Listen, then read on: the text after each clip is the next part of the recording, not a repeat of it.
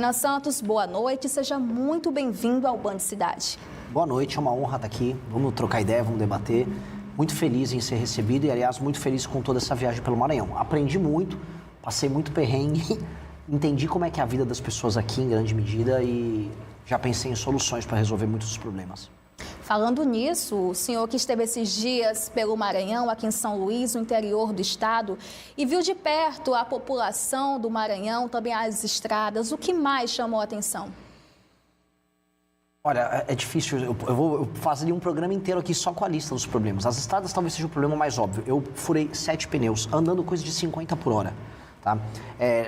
As pessoas falam, não, tem estrada com buraco. Aqui no Maranhão vocês têm buraco com estrada. É buraco para todos os lados. Eu vi motoqueiro caindo, sendo socorrido e mal socorrido ao longo da estrada. Eu vi caminhão de soja tombado. A gente viu tudo isso acontecendo, inclusive nas regiões muito produtivas aqui do estado. A região lá de Imperatriz, região de Balsa, tem muita produção agrícola. E os coitados ali, assim, nem conseguindo entregar a produção deles. Eu vi estradas de terra largadas com pessoas igual o pau de arara aconteceu nos anos 50 e 60, com famílias inteiras em cima de uma caminhonete, pulando como se estivesse num show, coitados, porque o caminhão entrava no buraco e ia para lá e para cá. Vi cidades que inclusive têm arrecadação, como Santo Antônio dos Lopes, mas mesmo essa cidade com a administração pública tão ruim que eles têm, as pessoas viviam muito mal. Eu vi esgoto a céu aberto, eu fui para Pinheiros, que é a cidade do Sarney, e lá em Pinheiros até o urubu tinha nome, tinha umas pessoas, esse aqui é o Zé, o nome do urubu, esgoto a céu aberto, ou seja, muito dinheiro é colocado no Maranhão. E essa é uma verdade, o Maranhão é o segundo estado que mais recebe dinheiro de acordo com o Pacto Federativo, que é o dinheiro que vem do governo federal, e ao mesmo tempo os políticos somem com esse dinheiro e entregam um maltratamento para as pessoas que é indigno. Nem animal é tratado igual a população do Maranhão é tratada pelos políticos. Na sua visão, quais são hoje os principais problemas que precisam ser enfrentados aqui no Maranhão? Para resolver a parte econômica, desesperadamente, vocês precisam de estrada. Desesperadamente. E não é qualquer estrada. Como vocês têm produção agrícola boa, e olha só que dádiva, o Maranhão tem produção agrícola que vale a pena e está crescendo. A gente tem que dar estrada de concreto, para o caminhão não ter buraco, para as pessoas poderem ir e vir numa boa. Estradas vicinais, as estradas estaduais que vão levando para os municípios também. Sabe, é só comprar e não superfaturar o orçamento do asfalto, como fazem, que você vai ter um asfalto simples, a pessoa vai poder entregar a produção dela aqui e ali, vai poder circular de uma cidade a outra de maneira livre. Isso é uma das coisas. A segunda coisa, brecar o avanço do crime organizado. A gente está falando aqui de um dos 10 estados mais inseguros do Brasil, que é o caso do Maranhão, com um dos piores índices que envolvem homicídios e roubos de celular e roubos de bens pessoais das pessoas. Está todo mundo com medo. Feminicídio subiu no Maranhão também. E a terceira coisa que é muito importante a gente colocar aqui, o Maranhão apresenta uma taxa de analfabetismo próxima dos 15%. Eu visitei famílias em que as pessoas não sabem ler e escrever de verdade. E isso assusta. Nós estamos em 2026. Analfabetismo era uma coisa para a gente ter resolvido nos anos 50, 60. Isso ainda existe aqui no estado. E aí eu pergunto, o dinheiro do governo federal, o dinheiro do Fundeb vai para as escolas. O que eles estão fazendo com esse dinheiro? Por que as pessoas não estão sabendo ler e escrever? Então tem uma situação de calamidade aqui. E eu volto a falar, para quem mora no Maranhão, a situação aqui é de calamidade. O que pode ser feito para melhorar na prática essa realidade? Primeira coisa, assim, eu venho aqui para o Maranhão muito mais para arrumar inimigos do que arrumar amigos. No sentido que eu vou apontar os erros. A classe política do Maranhão sabota a população. Eu nunca vi nada igual à classe política daqui. Então, uma das coisas que nós podemos fazer é ter quadros novos na política que não tenham rabo preso com ninguém e que estejam dispostos a trabalhar por desempenho. Ou seja, se não melhorar a saúde, a educação e a segurança e a infraestrutura aqui do estado, essa pessoa não pode sequer ter direitos políticos. Eu vou, como presidente da República, passar a lei. Vai funcionar assim. Prefeito que não entregar melhoria na saúde, segurança, educação e infraestrutura não pode concorrer na eleição seguinte. Fica inelegível. Aí, se ele quer chamar o Wesley Safadão para fazer show, igual tentaram fazer em Santa Inês, se ele quer comprar voto, aí não vai poder, porque ele vai estar inelegível. Então, eu vou acabar com essa farra. Outra coisa que eu vou fazer, eu vou fundir município. Tem mais de 200 municípios. Aqui tem 217 municípios no Maranhão. Eu vou fazer ter menos de 100 municípios. Vamos juntar os municípios, ter uma administração só, para deixar desempregado esse monte de vereador, os babão dos vereadores que são colocados dentro da máquina pública, e com base nisso a gente racionalizar, fazer entregas boas para as pessoas. Isso é, assim, a primeira coisa que tem que fazer, e o governo federal tem que atuar ajudando nisso. A classe política daqui, eu volto a repetir, eu estou rodando o Brasil todo, eu nunca vi uma classe política tão absurda quanto a do Maranhão. Esses caras são piores do que uma bomba atômica. Você fala assim, Renan, você prefere pegar ebola, você prefere ser atropelado por uma carreta ou ser administrado por um político do Maranhão? Eu prefiro pegar ebola e ser atropelado por uma carreta. Eu nunca vi uma coisa tão ruim quanto os políticos daqui. Pré-candidato, falando nisso, hoje mais cedo o senhor esteve no bairro Coroadinho, aqui em São Luís, e uma fala sua chamou a atenção. Vamos acompanhar. Pessoal, o Pedrinho me trouxe para gravar um coroadinho na favela aqui em São Luís do Maranhão. E é uma filial do inferno, tá? A quantidade de cachorro morto que tem aqui, no meio da rua, cara. Eu vi 3 cadáveres de cachorro. Um lugar tomado pelo crime. Cara, isso aqui é uma filial do inferno. Isso aqui é uma filial do inferno. Após esse vídeo que gerou uma grande repercussão aqui no Maranhão, uma página que se diz representar os moradores do bairro Coroadinho divulgou uma nota de repúdio, afirmando que as declarações foram desrespeitosas e que a comunidade não aceita ser usada como palco político. Como o senhor vê essa situação? Eu acho muito humilhante para essa comunidade ser representada por um tipo de associação que ela própria faz durante o período eleitoral. Abertura de espaço para político malandro e político vagabundo que compra voto nessa comunidade e mantém o que eu disse. Esgoto a céu aberto, lixo jogado no chão, pessoas, eu tenho imagem de tudo, pessoas catando lixo e lavando a mão no esgoto ali, restos de cachorro que morreu sendo jogado no meio da rua, 5 facções disputando espaço ali, não é uma, não é duas, são 5 facções. Se isso não é uma filial do inferno, eu já não sei mais o que é. Essas pessoas, associações, influencers, eles querem fazer o morador dessa região crer que isso é normal e que essa pessoa tem que ter orgulho. Tenho orgulho de viver controlado pelo tráfico, tenho orgulho de andar sobre o esgoto, eu tenho orgulho de não ter título de propriedade, eu tenho orgulho de ter analfabetismo graçante, andando para lá e para cá. Eu tenho orgulho, a taxa de homicídios nessa região, Coroadinho, em 2014 foi de 80 homicídios a cada 100 mil habitantes. Isso é 10 vezes a taxa de homicídio na Ucrânia, que está em guerra. E essas pessoas querem que isso seja normal. Eu acho um absurdo, mantenho que é um absurdo, e se for presidente da República, eu vou transformar isso em bairro. Em bairro. Eu não vou manter aquilo como favela.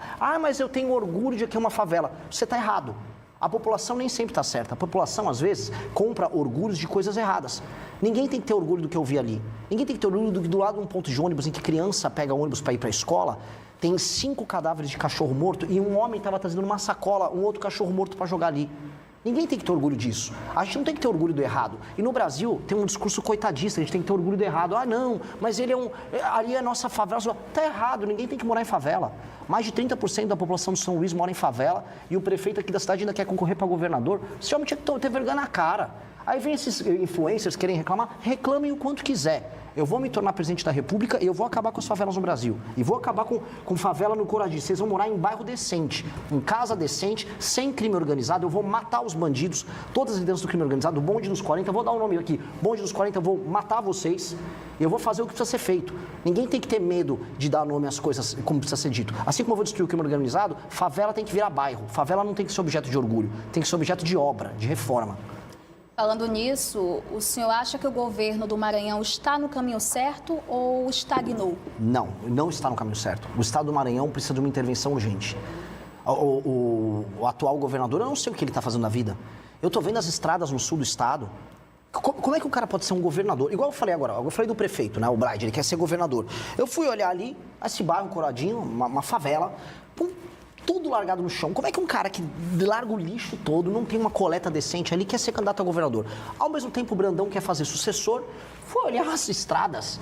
Um homem desse não tem condições morais de ser candidato a nada. Um cara que tem, no meio de uma estrada, uma cratera em que as pessoas caem dentro da cratera.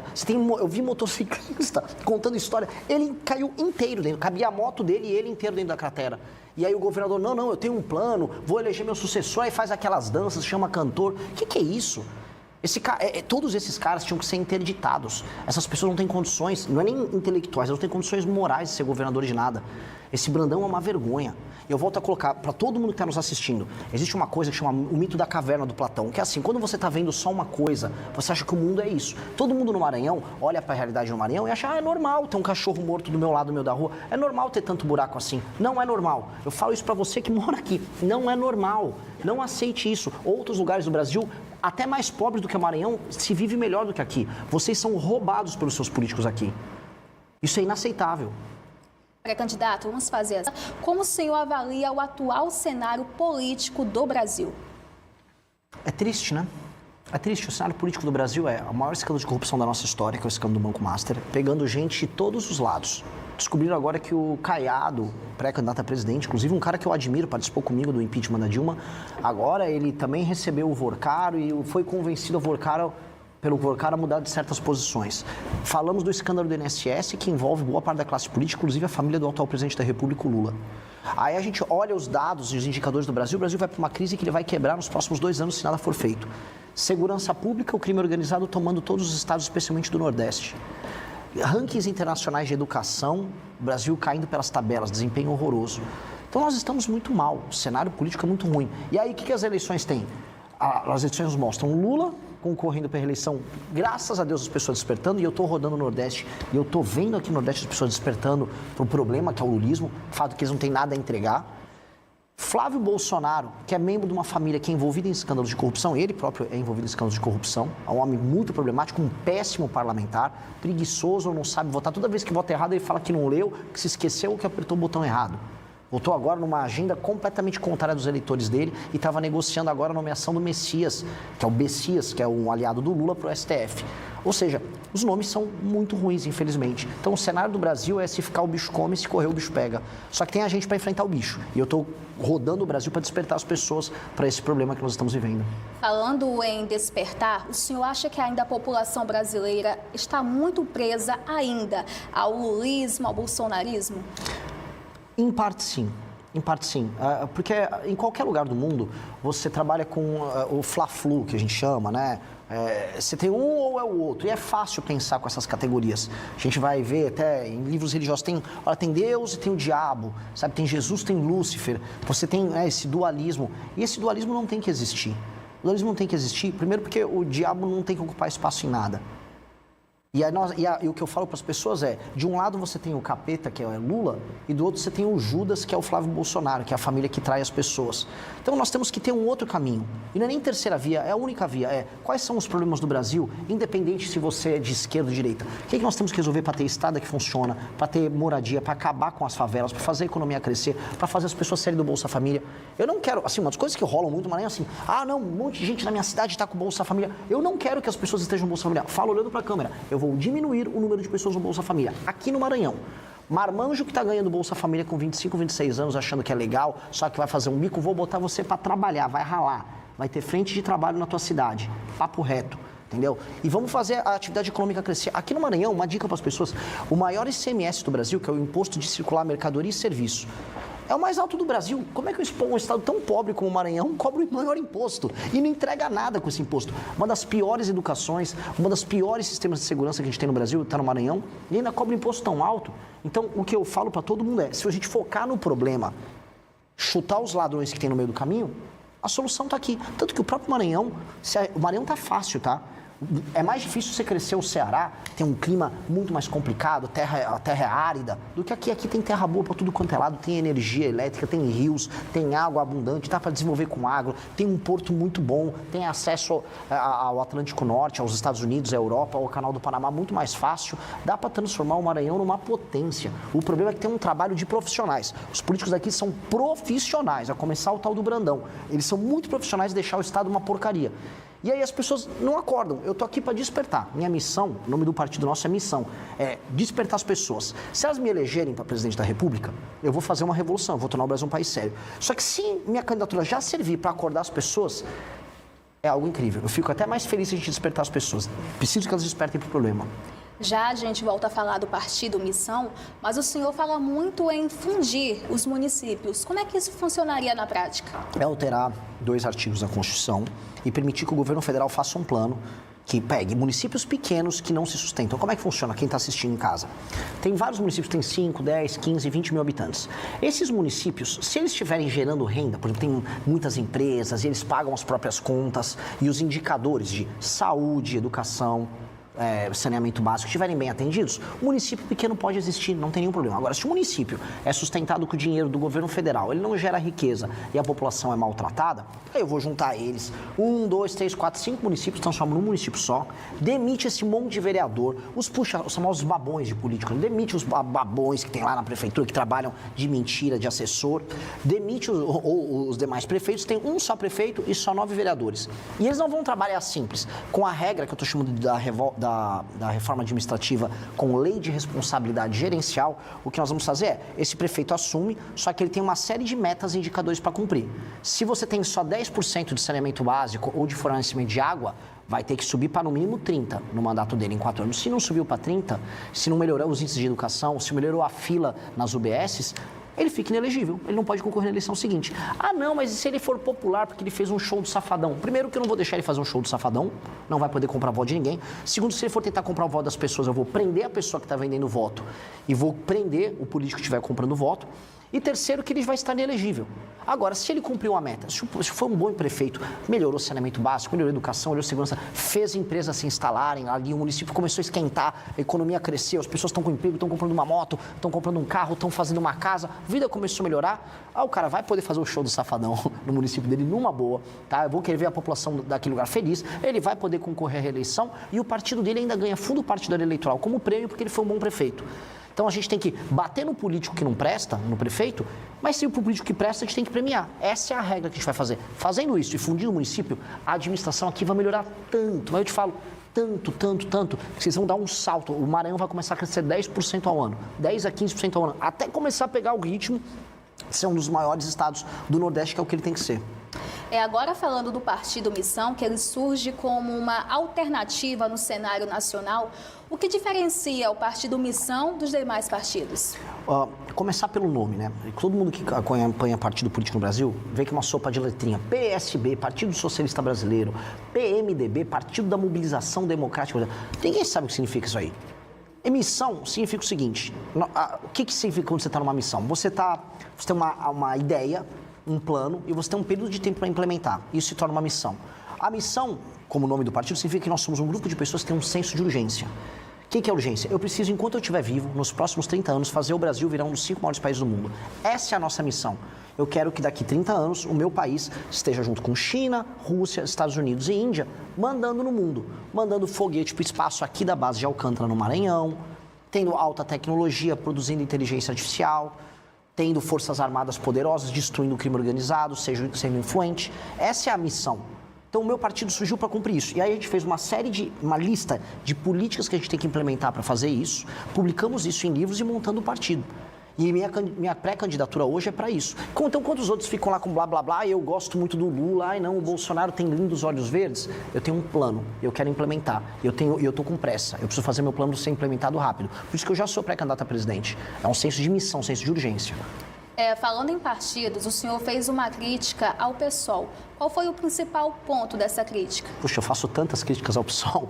Então, o primeiro problema do PSOL, por que o PSOL existe? O PSOL é um partido de sabotagem à soberania nacional. Se for a última crítica que eu fiz recente a ele, é porque o PSOL, veja só o absurdo, ele entrou no STF, junto com um monte de ONG que recebe dinheiro dos nossos concorrentes da Europa, para impedir que a Ferrogrão, que é uma ferrovia que escoa a produção de soja do Brasil, do agro, especialmente no Mato Grosso, termine. Eles não querem que a gente tenha uma obra para, em vez do caminhoneiro ficar cansado na estrada entregando a mesma produção sempre, uma ferrovia atenda a produção do Brasil, fazendo que sobre mais divisas, entre dinheiro no Brasil, a gente possa fazer mais políticas sociais. O PSOL não quer, porque o PSOL trabalha a serviço dessas ONGs americanas, alemãs, norueguesas, que não querem que o Brasil tenha um agro forte, porque eles estão protegendo o agricultor deles. Isso está acontecendo aqui no Maranhão agora. O ICMBio quer pegar toda a área perto do Porto de Itaqui, quer interditar porque tem que ter 20 pescadores ali. Então você tem que ter 20 pescadores funcionando, que nem existem mais pescadores, ninguém está pescando ali. É uma não economia, aliás, ninguém quer no século XXI que as pessoas fiquem vivendo de pesca de subsistência. E aí querem interditar uma região que pode ser super desenvolvida, a gente pode instalar empresas que podem criar produtos que vão ser exportados para fora do Brasil. Ou seja, essa agenda de sabotagem que o PSOL apoia em todos os lugares do Brasil, impede os lugares mais pobres do Brasil de crescer. Portanto, o PSOL é o inimigo do Brasil e ele tem que ser combatido assim. Candidato, a gente agradece a sua participação aqui no Band Cidade e as portas estão sempre abertas. Eu agradeço demais, foi uma honra, foi uma grande entrevista e espero que as pessoas que tenham assistido despertem para o problema do Maranhão. O Maranhão precisa ser resolvido e o Maranhão é parte da solução do Brasil, não é parte do problema. Para não perder nenhuma novidade e nos ajudar a crescer, se inscreva no canal e compartilhe essa notícia. Assim, mais pessoas ficam por dentro. Obrigada.